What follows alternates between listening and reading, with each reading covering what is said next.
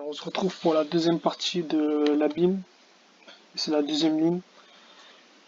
Pour la deuxième ligne, la team que je conseillerais de prendre, ce serait la Torche Humaine, Magneto. Magneto qui est un très bon perso depuis son rework pour l'abîme, le Magneto rouge.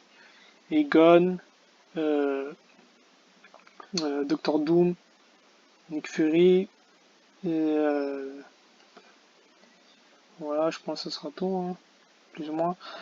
Alors pour le Dark Oak, c'est les premiers combats et c'est la bande qui est là, c'est la même que Ghost et Iron Man Infinity War, donc à 10 charges tech, il va voler votre pouvoir, donc il faudra faire gaffe. Mais si on utilise Magneto, ça passe assez facilement. Et donc l'essentiel du combat se repose sur un SP2 et puis on enchaîne les coups puissants histoire de pas réactiver la charge tech et aussi d'avoir les prouesses. Et si vous avez déjà joué contre Darkhawk ou bien si vous avez un Darkhawk, vous savez que quand il change de phase, il a une régène. Donc ce qui est important, ça sera d'utiliser cette régène contre lui. Il suffit essentiellement d'avoir le maximum de prouesses sur Magneto. Magneto qui de base je rappelle inverse la régène. Donc en plus de ça, il faudra aussi mettre la maîtrise des espoirs.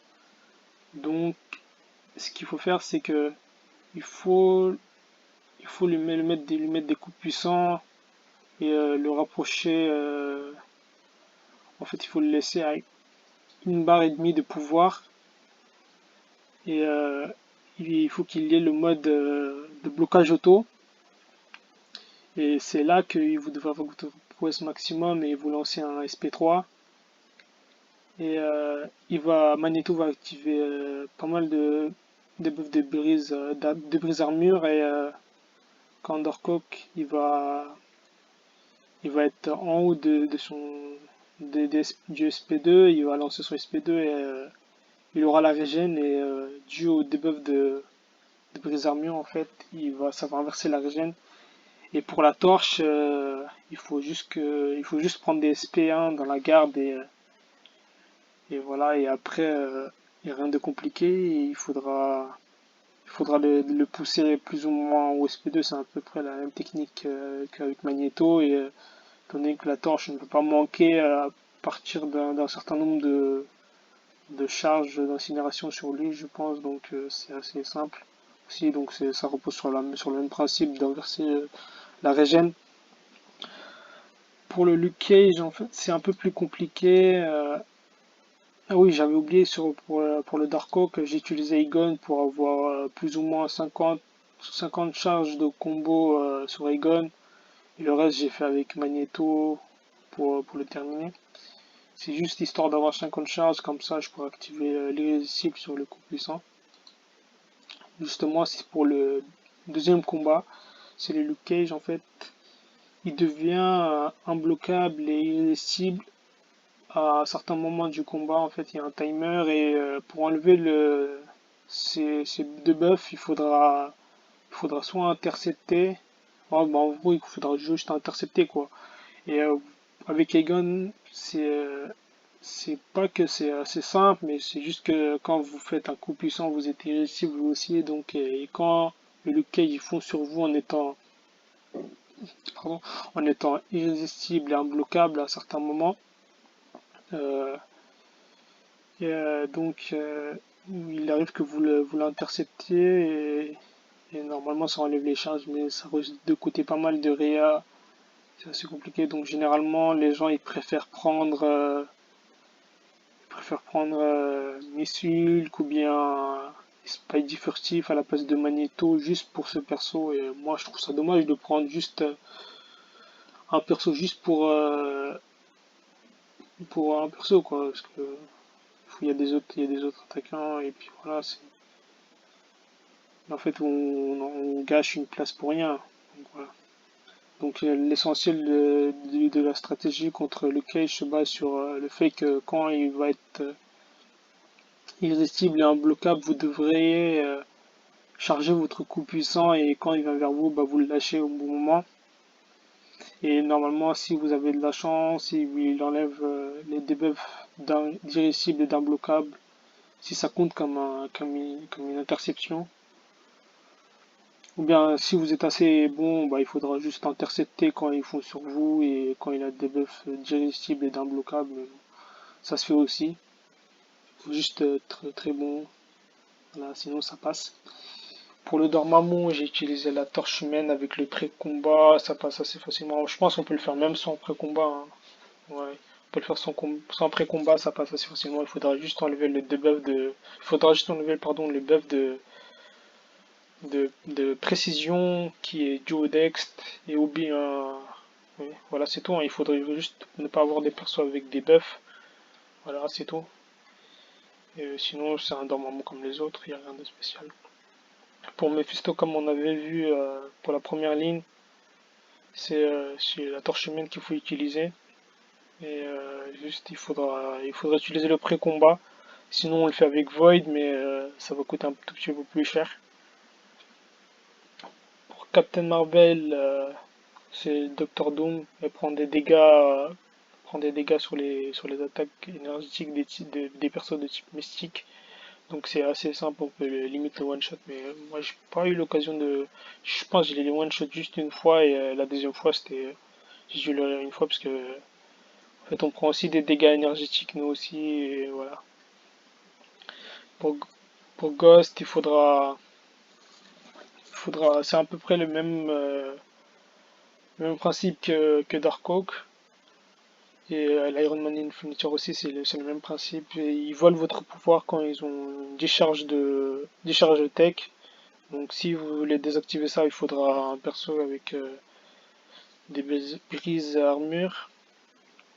Ou bien utiliser Aegon et puis voilà, ça passe. Mais juste, j'ai oublié de dire dans la précédente vidéo, l'Iron Man Infinity War, comme vous le savez déjà, en fait, il active des armures et il a beaucoup plus de gains. En fait, il gagne plein de pouvoirs et c'est assez compliqué parfois à gérer. Donc, j'ai utilisé Aegon, j'ai utilisé pas mal de réels sur lui d'ailleurs. J'ai utilisé Aegon en faisant des coups puissants, par exemple quand Aegon se fait attaquer, en fait, il active des furies et ces furies tapent pas mal fort et comme il pourra pas auto-bloquer parce que vous avez le buff de, le buff de précision directe, si je m'en souviens bien, c'est comme ça qu'on appelle. Il va pas pouvoir vous auto-bloquer, il faudra juste le taper, ça tape assez pas mal fort. Et donc c'est tout, hein. Pour le jeu FXIT, il n'y a rien de compliqué, il faudra juste faire gaffe à la régène au début du combat et quitter au bon moment, sinon il va avoir une grosse régène et ça risque d'être assez compliqué. Pour le Mordo, il n'y a rien de dur, il faudra juste soit utiliser la torche humaine ou bien utiliser le Docteur Dome pour avoir un peu plus de contrôle sur le combat, étant donné que le Mordo a un gain de pouvoir. Et pour les Deadpool, on utilise la torche humaine sans le pré-combat, en fait, parce qu'il a une régène constante et étant donné qu'avec la torche humaine on peut inverser la régène, donc ça c'est assez facile. On peut le solo. Pour le Korg, je suis un peu partagé, mais généralement moi j'ai utilisé Doctor Doom. Mais j'ai vu des gens utiliser Aegon, mais bon, ils étaient assez bons pour combattre Korg, donc voilà, il faudra maîtriser les interceptions avec coup rapide et tout. Et donc, ouais, ce que je sais pas trop bien faire moi, donc j'ai préféré utiliser Doctor Doom, parce que Doctor Doom, en fait, dans son combo de base, il attaque avec des coups énergétiques, donc on reçoit pas de dégâts en plus, en fait, dû à sa compétence. Donc ça passe assez facilement. Et sinon, c'est un Korg comme les autres Korg, hein, il n'y a rien de compliqué. Et pour le Taskmaster, j'ai utilisé Egon parce que Il y a, au fur et à mesure du combat, en fait, quand on lance les SP, on a un buff de prouesse, donc c'est assez sympa. En fait, je pense que c'est l'un de mes combats préférés de l'abîme. On tape pas mal fort avec les SP, sans rien, donc voilà, c'est assez simple. Pour le Modoc, si vous avez un Aegon monté, vous pouvez l'utiliser, mais bon, moi j'ai préféré utiliser Magneto parce que il a la borne où il met un buff passif de d'art puissant sur vous. Et avec la réduction de compétences de Magneto, on peut outrepasser ça et voilà, sinon c'est un combat comme les autres, hein. Il n'y a rien de compliqué avec Magneto, c'est juste coup puissant et puis voilà, c'est assez facile. Il faudra juste penser à mettre un SP2 avant de commencer à combattre en faisant des coups puissants SP3. Généralement, c'est la technique. Il faudra essayer de constamment rafraîchir votre debuff de brise armure. Comme ça, on ne reçoit pas de détourdissement. Mais sinon, ça va. Pour Our the Duck, c'est avec Aegon. En fait, il a la borne qui procure 30 charges d'indestructibilité avec Aegon. En fait, quand on fait des coups puissants ou bien des coups critiques, ça enlève ses charges.